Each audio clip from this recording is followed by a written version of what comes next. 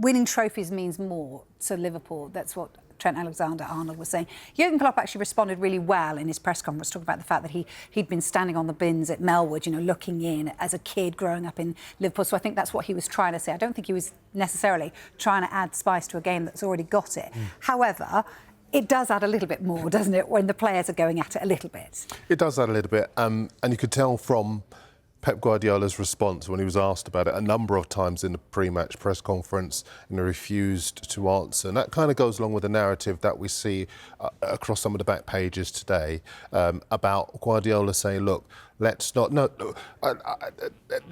leave it in anyone else's hands. Let's just decide for ourselves to be masters of our own destiny. And I think as far as the whole spice of it is concerned, they will want to do their talking on the pitch. I must just say this for Trent. I interviewed him last month at the training ground, and he talked about having come through, having been nurtured by Klopp, having been part of a side that had been triumphant in the Champions League, in the Premier League, and then being part of a side rebuilt, Liverpool 2.0, if you like. But those same values are still there. That's the same desire, the same ethos, the same intensity. All those things are there.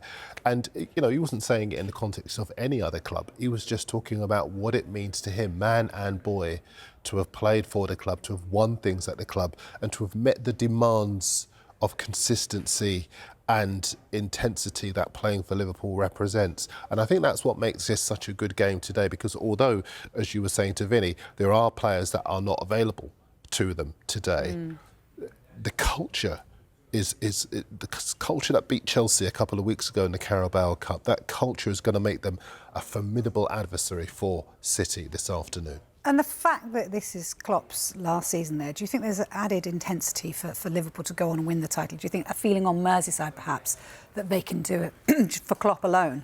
Well, I think, when he announced that he was leaving at the end of January, everyone wondered what kind of effect it would have on the team, on the players. Would they be sort of galvanised and try to make sure that he goes out on a high, or would it distract them? Because in the past, we've seen teams being distracted by the fact that their manager is leaving at the end of the season. But it's galvanised the team. They're playing absolutely brilliantly. I'm not sure whether it's got that much to do with the fact that Klopp is leaving. I think they're just a fantastic team, and obviously Klopp's done a great job rebuilding the side. I think they've got something like 20 points more at this stage of the season now than they did last year. And some people thought this was going to be a transition season for Liverpool because, they've changed the midfield so much, new signings coming in. But I think they've sort of overperformed this season, and it wouldn't be a surprise at all if they won the title. One point I would make, just to play devil's advocate a little bit, I think, it's dangerous to go down this road of saying, winning means more to Liverpool than it does to Manchester City. How do you define who it means more to? I know plenty of Manchester City supporters. It means a hell of a lot to them when they win a trophy or they win a game. A lot of these City supporters, have been supporting City through the dark times, when they were in League One, when they were going out of business, I still remember City playing at Main Road. Manchester City have got a lot of history. I think they were founded 12 years before Liverpool. They won a European trophy before Liverpool did. Obviously, I'm not, dismissing what a great historical club Liverpool are, but I think it doesn't matter who you're a fan of.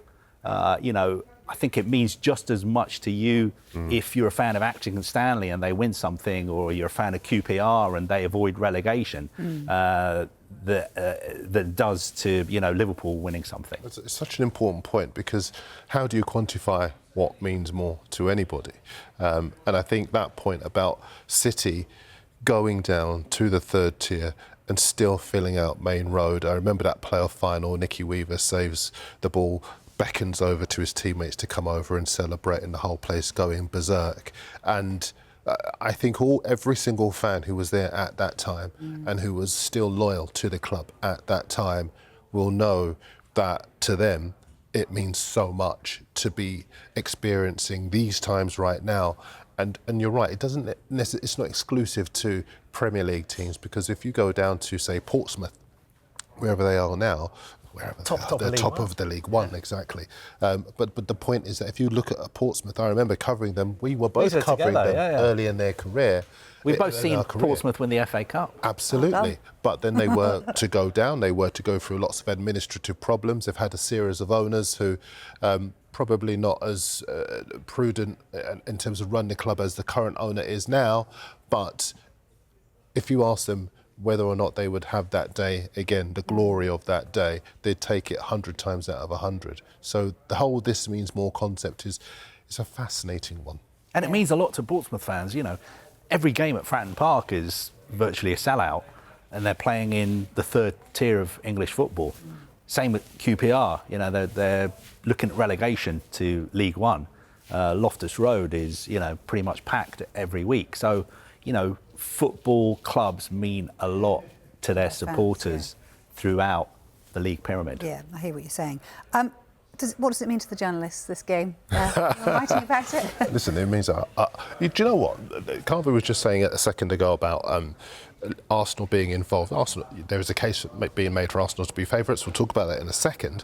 But for the journalists, it's so much because we've not had a three-horse race where all three contenders had such strong claims in terms of experience or in terms of the numbers.